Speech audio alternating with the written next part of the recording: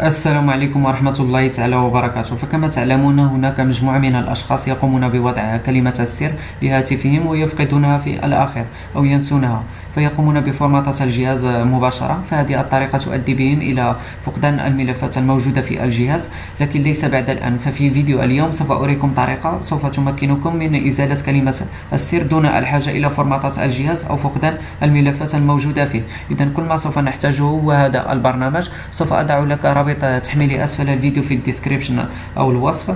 بعد أن تقوم بتحميله قم بتثبيته عادي. بعدها كل ما عليك فعله هو فتح البرنامج على هذا الشكل وربط الجهاز بالحاسوب عن طريق الكيبل USB، وبعد ذلك تقوم بتشغيل الهاتف. في أول إذا كانت كلمة المرور عبارة عن أرقام أو حروف يجب عليك النقر على الخيار الأول وبعدها النقر على دو سيرفيس جوب. وبهذه الطريقة سوف تقوم بإزالة كلمة المرور والجهاز سوف يتم إعادة تشغيله، وبهذه الطريقة سوف تجد أن كلمة المرور قد حذفت.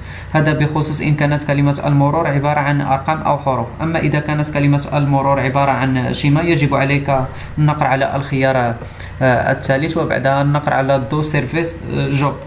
وهكذا سوف يتم إعادة تشغيل الجهاز وسوف تجد أن كلمة المرور قد حذفت. لكن هناك مجموعة من الأشخاص سيجدون أن كلمة المرور أو الشيما لم يتم حذفها بعد. في هذه الحالة كل ما عليك فعله هو كتابة كلمة المرور كيفما كانت أو شيما كيفما كانت. سوف يتم فتح الجهاز بدون أي مشكل. إذا أتمنى أن ينال إعجابك هذا الفيديو، وإذا كنت أول مرة تشاهدونني فلا تنسى أن تقوم في الاشتراك في القناة عبر الضغط على زر أبوني واشتراك لكي تتوصل بجديد فيديوهاتي.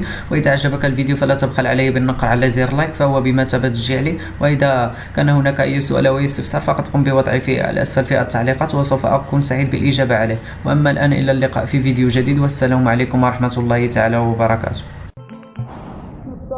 سبسكرايب يا غليم.